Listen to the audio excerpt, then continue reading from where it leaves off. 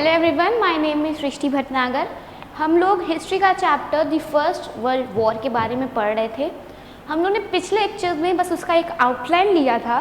तो आज हम लोग जानेंगे कि एक्चुअली वर्ल्ड वॉर के रीजंस क्या थे और उसके साथ साथ कौन कौन सी कंट्रीज़ ने किस तरह से अपना हाथ मिलाया था, ठीक, और कौन कौन सी ट्रीटीज़ अलायंस के तहत वो लोग वॉर में शामिल हुई।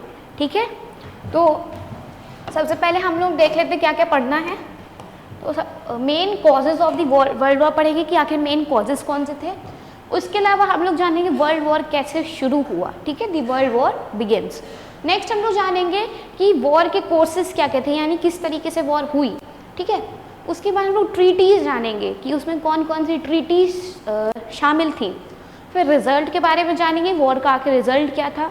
जैसे हम लोगों ने first war of independence 1857 India के बारे में पढ़ा, उसमें क्या था, फेलियर में था। इसमें देखेंगे कि आखिर रिजल्ट क्या था, कौन सी कंट्री रूलिंग कंट्री बनी। फिर नेक्स्ट हम लोग लीग्स ऑफ द नेशन ये सब बारे में पढ़ेंगे, ठीक। तो जो मेन हम लोग ने स्टार्ट किया था वो किया था, जो हमारी फर्स्ट वर्ल्ड वॉर थी वो कोई आम वॉर नहीं थी। उसको इतना हिस्टोरिक, इतना जो हम लोग इतना पढ़ रहे हैं उसके बारे में कुछ तो खास वजह होगी जिसको हम लोग उसको इतना इम्पोर्टेंस दे रहे हैं। इसके पहले भी काफ़ी लड़ाइयाँ हुई थी, ऐसी नहीं है कि सिर्फ ये पहली लड़ाई थी वर्ल्ड की, लेकिन कुछ ऐसी चीज़ें इसमें हुई थी, कुछ ऐसी घटना इसमें हुई थी जिसकी वजह से इसको हम लोग इतना इम्पोर्टेंस दे रहे हैं, ठीक है। अब जैसे ये वॉर स्पेशली हम लोग जाने, कुछ जो नॉर्मल वॉर्स होती हैं अगर हम लोग देखें तो वो होती है पहले ज़माने की, तो वो होती है लैंड पे से, ठीक।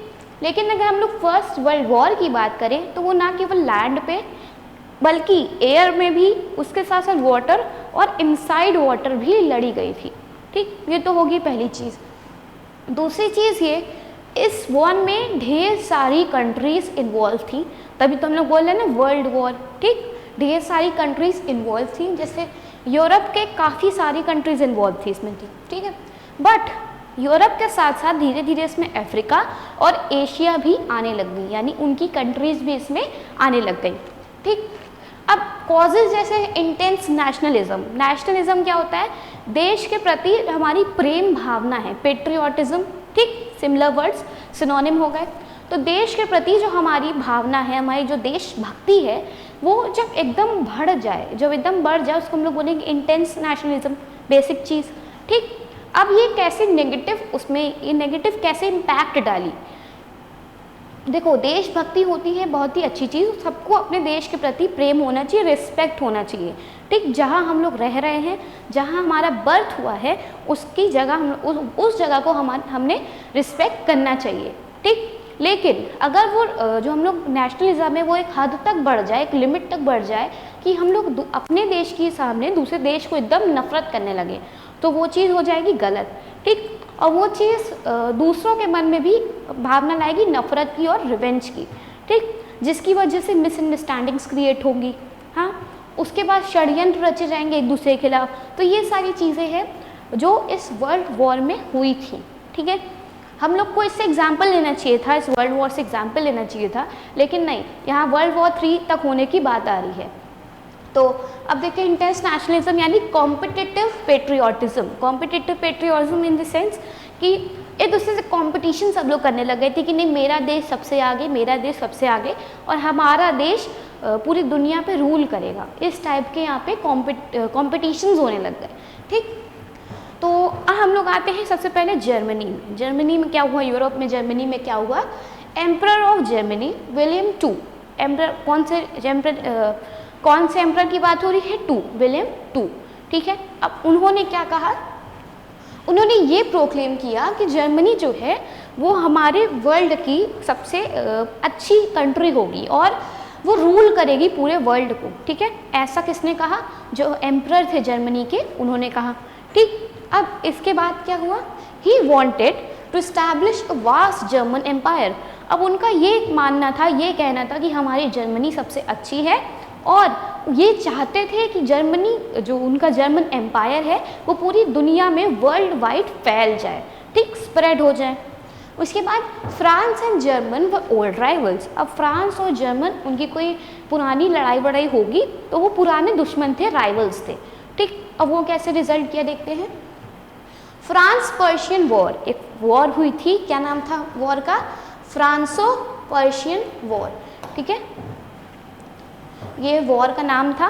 कब हुई थी, 1870 और 1871 में। वर्ल्ड वॉर कब हुई, 1914 से लेके 1918 तक, 4 साल तक वर्ल्ड वॉर चली। और फ्रांस और जर्मन की वॉर कब तक चली थी, 1870 से 1871 तक, यानी 1 साल तक, ठीक। जिसमें जर्मनी ने जो है डिफीट कर दिया था फ्रांस को, ठीक, फ्रांस हार गया था। अब उसके बाद क्या हुआ, जब वॉर हुई, फ्रांस हार गया, तो क्या हुआ, French dream of revenge and of taking back their lost provinces. अब जर्मनी जैसे जीता तो जर्मनी के जो फ्रांस के अंदर जितने भी चीज़ें थी, जितनी प्रोविंसेस थी और इंडस्ट्री थी, एक रिसोर्सेज थे, जितनी भी चीज़ें थी उसके अंदर, वो सब अब जर्मन के अंडर आ गई थी, जर्मनी के अंडर आ गई थी वो सब। तो फ्रेंच ने ये सोचा कि अब हमको जर्मन से रिवेंज चाहिए और जितनी भी हमारी प्रोविंसेस थी, जितनी भी चीज़ें थी, वो अब हमको वापस चाहिए, ठीक है। तो ये रिवेंज की भावना किस में आई, फ्रेंच में आई। फिर से देखते हैं, फ्रांस और जर्मन पुराने दुश्मन थे, ओल्ड राइवल्स थे, पहली चीज़, ठीक है। दूसरी चीज़, फ्रांस और पर्शियन वॉर हुई थी 1870 से लेके 1871 तक, ठीक, 1 साल तक। उसके बाद क्या हुआ, जर्मनी हमारी जीत गई, ठीक। जर्मनी जैसे जीती तो फ्रांस के अंदर जितनी भी चीज़ें थी वो अब आ गई जर्मनी के अंदर, ठीक है, वो चीज़ें अब जर्मनी की हो गई थी। लेकिन उसके बाद फ्रांस और फ्रेंच पीपल के मन में उनके मन में ये भावना आई कि अब हम लोग जितनी भी चीज़ें हम लोग की खोई, हम लोग ने जितनी भी चीज़ें खोई हैं उसको हम लोग वापस छीने, ठीक है, यानी जर्मन से हम लोग उसको वापस ले लें। तो ये सारी चीज़ें हुई।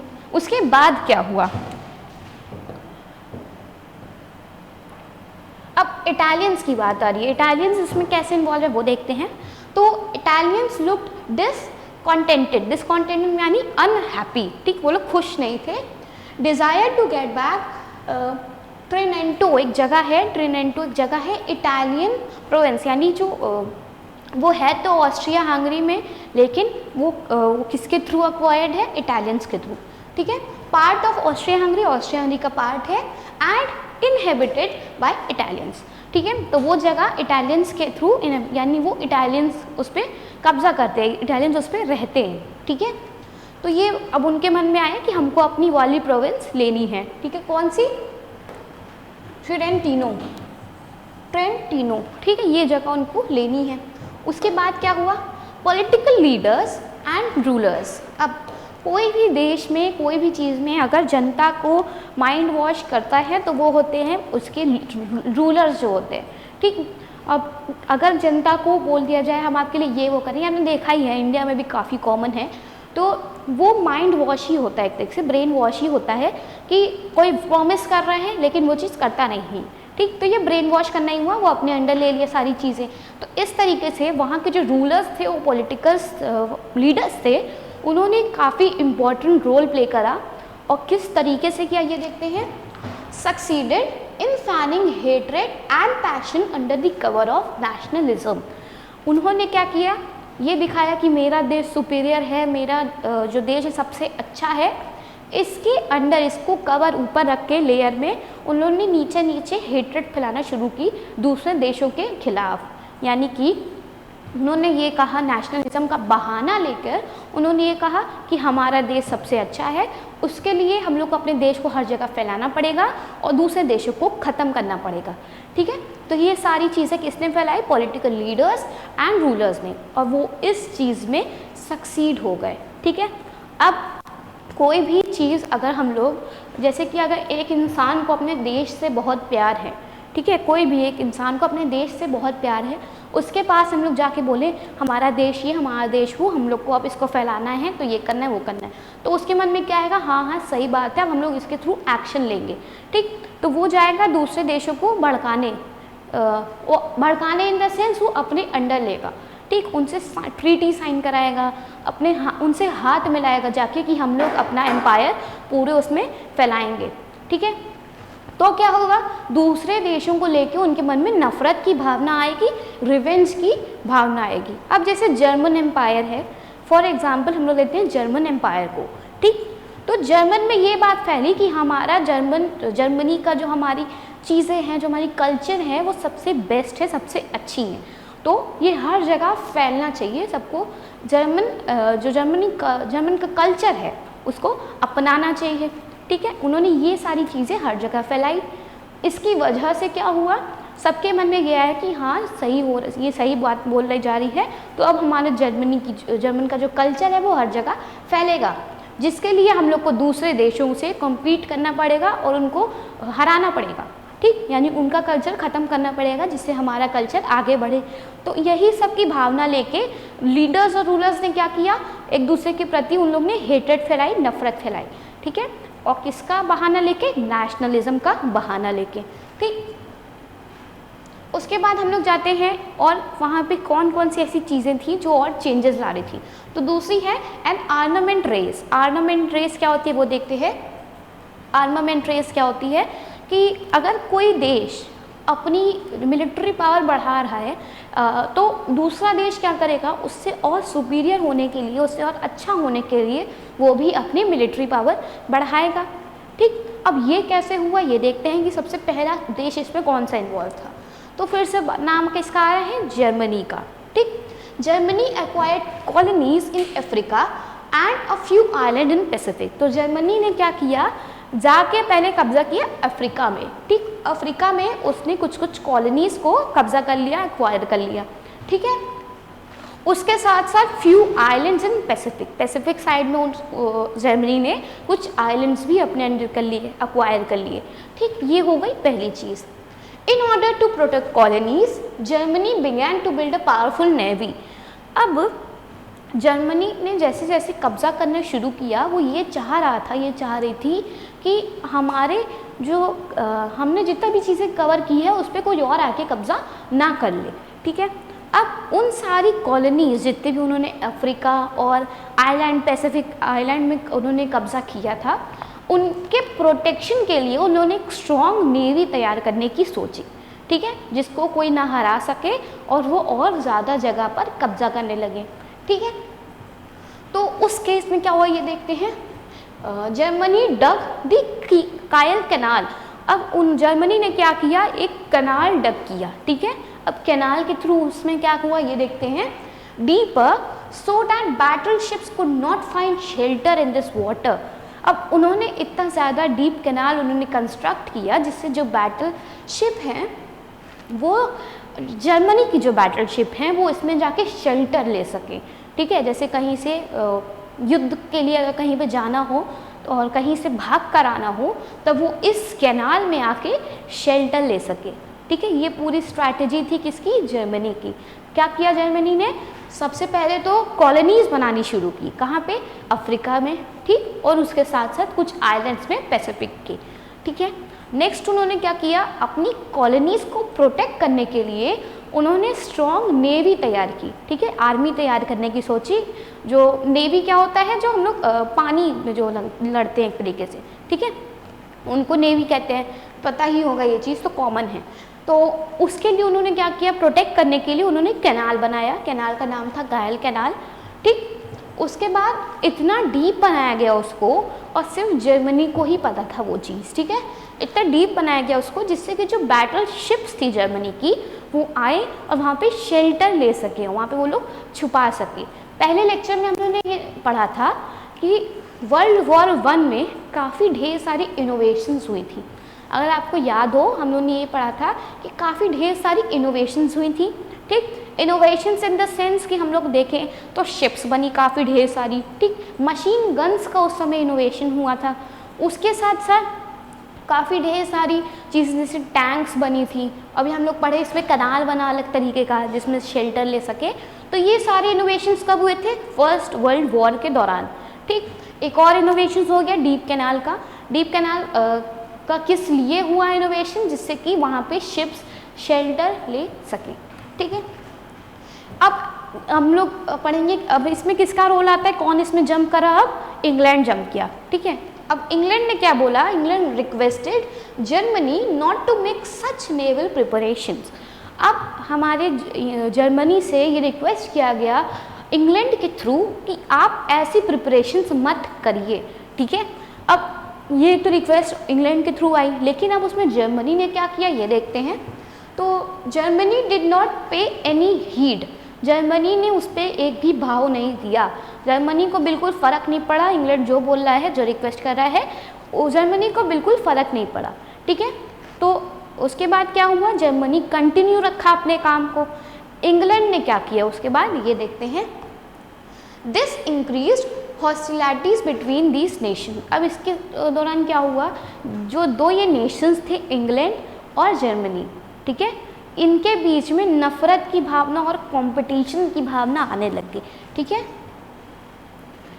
There was an arm race. अब आर्म रेस क्या होता है, जो हम लोग अपनी पावर बढ़ाते हैं, दूसरे से देख के अपनी पावर बढ़ाते हैं, तो इसकी एक तरीके से रेस शुरू हो गई कि हम तुमसे आगे तुम हमसे पीछे, उस तरीके की रेस शुरू हो गई कि हमारी आर्मी, हमारी मिलिट्री हर तरफ, चाहे वो आसमान में हो, वायु सेना हो, चाहे जल सेना हो, चाहे वो ज़मीन की सेना हो, ठीक है, कोई भी सेना हो वो हमारी सबसे आगे रहेगी। तो ये आर्म रेस शुरू हो गई उस टाइम पे, ठीक है। If one country increases its armaments other countries are compared to do the same. अगर एक कंट्री अपनी आर्मी बढ़ाती है तो दूसरी कंट्री मजबूर हो जाती थी कंपटीशन के दौरान कि वो अपनी कंट्री की आर्मी बढ़ाएं, ठीक है, अपने मिलिट्री फोर्सेस बढ़ाएं। उसके बाद battle ships build by German. अभी हम लोगों ने क्या पढ़ा कि ये शिप्स को स्टोर करने के लिए कैनाल्स बना रहे थे, ठीक है, शिप्स को स्टोर करने के लिए कैनाल्स बना रहे थे। तो उसके बाद क्या हुआ ये देखते हैं। इंग्लैंड की बात नहीं मानी थी, देखा ना हम लोग ने, इंग्लैंड की बात जर्मनी ने नहीं मानी। इंग्लैंड ने क्या किया, जैसे जैसे जर्मनी शिप्स बनाया था, जितनी शिप बनाया था, 2 such ships were build by England. अब उसी के कंपटीशन में, जर्मनी के कंपटीशन में इंग्लैंड ने भी वैसे ही 2 शिप बना के तैयार कर दी, ठीक है। अगर पहले क्या हुआ कि रिक्वेस्ट किया गया इंग्लैंड के थ्रू, जर्मनी ने नहीं माना, कोई भाव नहीं दिया। अब क्या हुआ, इंग्लैंड ने कंपटीशन में, और जब उनकी बात नहीं मानी तो कंपटीशन में क्या हुआ, उन्होंने 2 वैसी शिप और तैयार कर दी। किसने, इंग्लैंड ने, ठीक। Such a race for armaments could end only in a war. अब जो आर्म्स रेस है, ये जो जितनी भी रेस हो रही थी आर्म्स की कि हम तुमसे आगे, तो अब ये किस में एंड करनी थी, ऑब्वियसली वॉर में एंड करनी थी, ठीक है। तो ये एक और कॉज हो गया। सबसे पहले किसने शुरू किया, जर्मनी ने शुरू किया। उसमें जंप किसने किया, इंग्लैंड ने जंप किया, ठीक है। अब उसके बाद देखते हैं क्या है, और डिवीजन ऑफ यूरोप। हम लोग डिवीजन ऑफ यूरोप के बारे में पढ़ेंगे फिर से। तो यूरोप में जो पावर्स डिवाइडेड थी वो बेसिकली टू ग्रुप्स में डिवाइडेड थी, ठीक है। पहला था ट्रिपल अलायंस और दूसरा था ट्रिपल आंट, ठीक है, ये 2 में डिवाइडेड थी। तो अब देखते हैं ट्रिपल अलायंस से पहले क्या आता है। ट्रिपल अलायंस का ईयर याद करना है और उसके साथ साथ ट्रिपल आंट का भी हम लोग को ईयर याद करना है, ठीक है। तो 2 armed camps, triple alliance and triple entente. तो 2 कौन से कैंप्स हो गए, ट्रिपल अलायंस पहला और दूसरा ट्रिपल आंट। नेक्स्ट 1879 की बात हो रही है ये, उसमें क्या हुआ देखते हैं, ईयर याद रखना ज़रूरी है, 1879, ठीक। फिर से रिपीट करें, वर्ल्ड वॉर कब हुई थी, 1914 से 1918 तक। तो ये कब की बात है, 1879 में, ठीक। तो Germany and Austria Hungary signed a treaty to help each other in case of enemy attack. अब जर्मनी और ऑस्ट्रिया के बीच में एक ट्रीटी साइन हुई थी, जिसके दौरान ये था कि अगर कुछ भी, कोई भी कंट्री अगर किसी भी कंट्री पे है, जैसे जर्मनी और ऑस्ट्रिया पे अगर अटैक करती है, तो दोनों एक दूसरे की हेल्प के लिए खड़े रहेंगे, ठीक। ये कॉन्ट्रैक्ट साइन हुआ था इन 2 कंट्रीज़ के बीच। किसके बीच, जर्मनी एंड ऑस्ट्रिया हंगरी, इन दोनों के बीच में ट्रीटी साइन हुई। और ट्रीटी क्या थी कि अगर किसी भी एक कंट्री पर अटैक होगा तो दूसरी कंट्री उसके सपोर्ट में खड़ी रहेगी। क्या पढ़ रहे हैं अभी हम लोग? एनिमी अटैक पढ़ रहे हैं, ठीक है। ये नहीं पढ़ रहे हैं कि अगर ये कंट्री किसी पे अटैक करेगी तो इसका बहाना बना के इटली ने कैसे पीछे लिया, हम लोग आगे वो देखेंगे, ठीक है। एनिमी अटैक ये याद रखना ज़रूरी है। तो दो कंट्री कौन सी? Germany and Austria Hungary. Year कौन सा? 1879, ठीक है, पहला हो गया। 3 years later, 1879 के 3 साल बाद Italy join the pact. Italy ने उस कॉन्टैक्ट में अपना हाथ मिलाया, उसने इस कॉन्टैक्ट को ज्वाइन किया, ठीक है। पैक्ट क्या होता है? एग्रीमेंट होता है किसी इंडिविजुअल या पार्टीज के बीच, उसको हम लोग और क्या कॉमन लैंग्वेज में बोलते हैं? पैक्ट, ठीक। तो ट्रीटी, पैक्ट, अलायंस ये सारी चीज़ें एक हैं। तो उसमें उसके बाद 3 साल बाद इटली भी आ गया, ठीक है। कितने साल बाद? 3 साल बाद। कौन सी ईयर में था? 1879 में था। 1879 + 3 = इटली ज्वाइन, ठीक है। Which came to be known as triple alliance. इसके पहले क्या था? सिर्फ 2 लोग थे, 2 कंट्रीज थी। कौन सी? ऑस्ट्रिया हंगरी एंड जर्मनी, ठीक है। उसके बाद किसने हाथ मिला लिया? इटली ने। तो अब ये क्या कहलाया गया? Triple alliance. ट्रिपल अलायंस का ईयर कौन सा था? 1879 में बस 2 कंट्री थी, ठीक है, +3 जब करेंगे 3 years तो उसके बाद कौन सी आई? इटली आई, ठीक है। इतना क्लियर है? आगे बढ़ते हैं। Opposition of triple alliance. अब ट्रिपल अलायंस फॉर्म हो गया तो बाकी कंट्रीज के मन में भी आया होगा भाई ये तो गलत हो रहा है, हम लोग अब दब जाएंगे।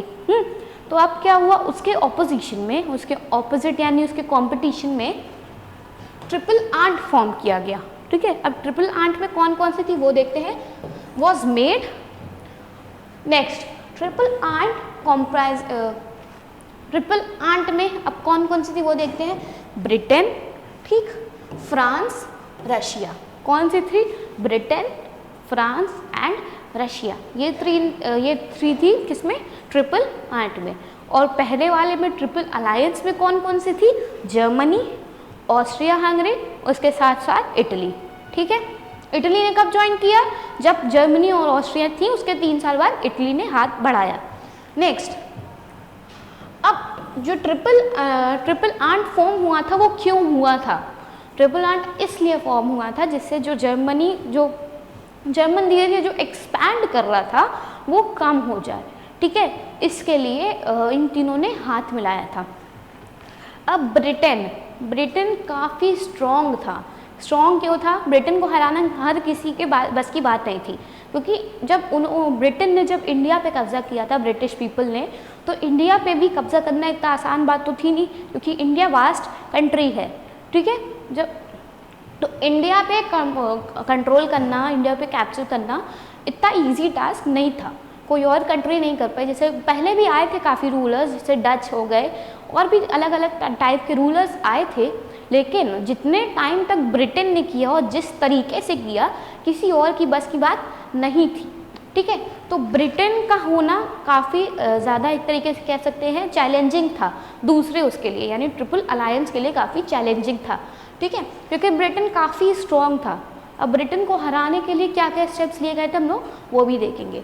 और हाँ, बाद में यूएसए ने भी हाथ मिलाया था 1 साल के लिए, ठीक है। अभी हम लोग वो भी पढ़ेंगे, पिछले लेक्चर में डिस्कस भी किया था। तो कौन क्या क्या फॉर्म हुआ ये देखते हैं एक बार। 2 पावर्स कौन कौन सी थी? 2 पावर्स कौन कौन सी हुई?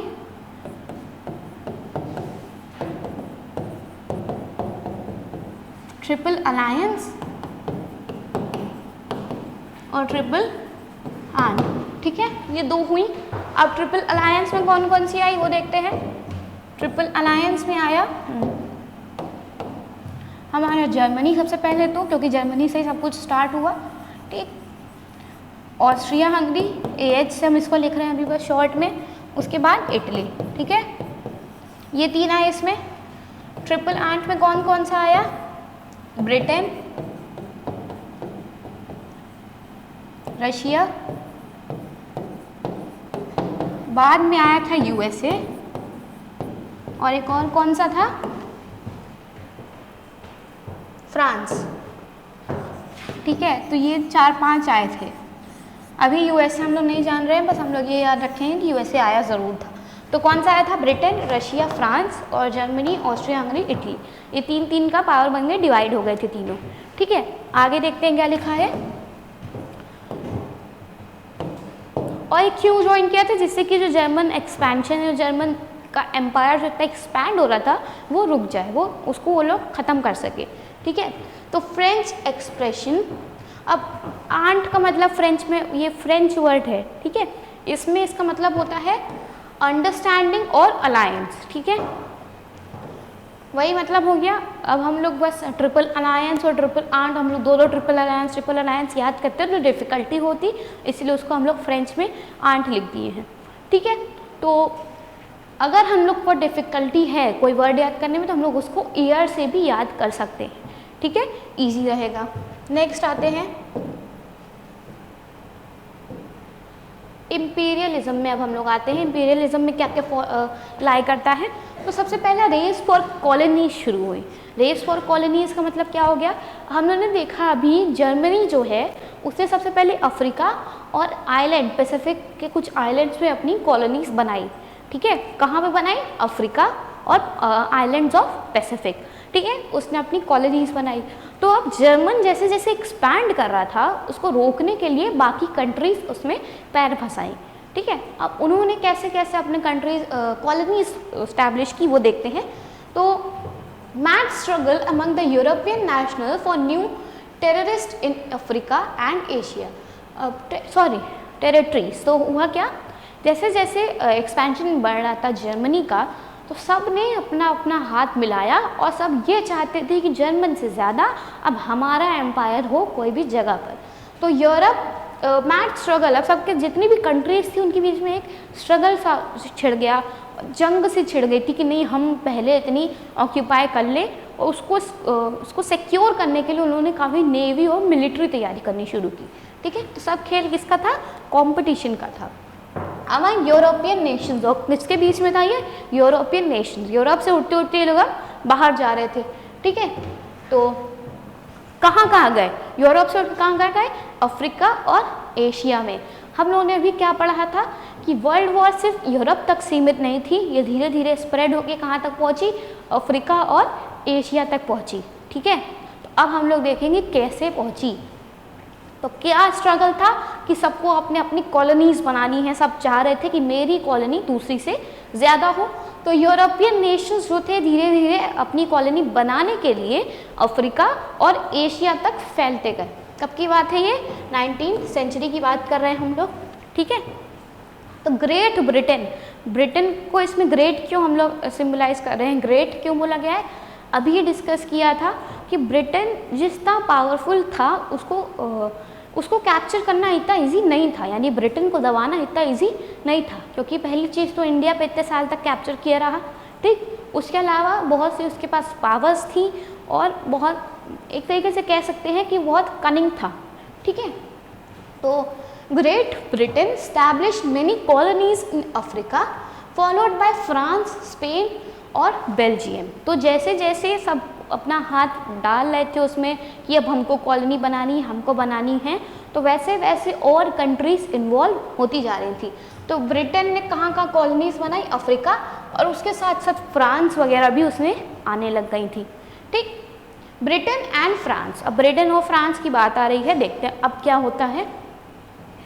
Britain and France occupied most of the regions of Africa, ठीक। अब ब्रिटेन और फ्रांस ने क्या किया? आधे से ज़्यादा मोस्ट ऑफ द रीजन्स उन्होंने कवर कर लिया अफ्रीका के। किसने किया? ब्रिटेन और फ्रांस ने किया, ठीक है। फिर से पढ़ते हैं, सब लोग क्या किस स्ट्रगल में थे? एक अजीब सा स्ट्रगल चालू हो गया था कि अब हम सबसे ज़्यादा कॉलोनीज बनाएंगे हर जगह, ठीक। यानी फिर से वही कंपटीशन कि हम तुमसे आगे, ठीक है। तो ये सारी भावना जब आ रही थी अपने कवर करके नेशनलिज्म को उसके अंदर, तो क्या हो रहा था? ब्रिटेन ने आधे से ज़्यादा जगह कवर कर ली थी अफ्रीका की, साथ में फ्रांस, स्पेन और भी सारी कंट्रीज़ थी, ठीक है। तो ब्रिटेन और फ्रांस की बात कर रहे हैं, ब्रिटेन और फ्रांस ने क्या किया? आधे से ज़्यादा जगह कवर कर ली अफ्रीका की, ठीक। अब आगे क्या करते हैं देखते हैं जर्मनी ने क्या एक्शन लिया। तो Germany entered the race for establishing colonies. अब जब वो देख रहा है जर्मनी कि हमारी जगहों को सब ऑक्यूपाई कर रहे हैं जो मेरे अंडर आनी चाहिए थी, वो सब अब क्या कर रहे हैं, ब्रिटेन और फ्रांस लिए जा रहे हैं, तो उसमें अब जर्मनी ने भी अपना पैर लगाया, अब उसमें वो भी कूदने लग गया। ठीक, उसके बाद क्या होता है देखते हैं। Britain and France made a secret agreement in 1904। अब जर्मनी को हराने के लिए ब्रिटेन और फ्रांस ने एक सीक्रेट एग्रीमेंट साइन किया। ठीक है, उनके बीच में एक एग्रीमेंट बना। एग्रीमेंट कब बना था, 1904 में। ठीक है, 1904 में ब्रिटेन और फ्रांस के बीच एग्रीमेंट बना। अकॉर्डिंग टू द एग्रीमेंट, हम लोग जानते हैं एग्रीमेंट के अंदर था क्या, तो according to the agreement Britain to have political control over Egypt. ठीक, ब्रिटेन के पास क्या हक था कि अब उसका सारा कंट्रोल जो है वो इजिप्ट के ऊपर होगा, यानी इजिप्ट के जितने भी प्रोविंसेस हैं, जितने भी रिसोर्सेज हैं, जितनी भी चीज़ें इजिप्ट के अंदर हैं, वो सारी अब किसकी हो जाएगी, ब्रिटेन की हो जाएगी। यहाँ तक कि उसके पॉलिटिकल पावर्स वगैरह थी वो भी अब ब्रिटेन के अंडर हो जाएंगी। तो ये एग्रीमेंट साइन हुआ। ठीक है, ब्रिटेन के अंदर तो ये सब आ गया। फ्रांस के पास क्या गया ये देखते हैं। France to have control over Morocco. France के पास क्या आया, मोरक्को आया। ब्रिटेन के पास इजिप्ट और फ्रांस के पास मोरक्को आया। और जर्मनी को इस चीज़ की भनक बिल्कुल नहीं थी। जर्मनी ने क्या करा होगा आप ये देखेंगे। French claim over Morocco opposed by Germany. अब जब जर्मनी को पता चला कि ऐसा कुछ एग्रीमेंट साइन हुआ है, तो क्या हुआ, जर्मनी ने फ्रेंच को अपोज किया कि इसमें आप कोई हक नहीं डाल सकते, और अगर आपको अपना पॉलिटिकल पावर उसकी लेनी ही है तो सबको अपना राइट होना चाहिए।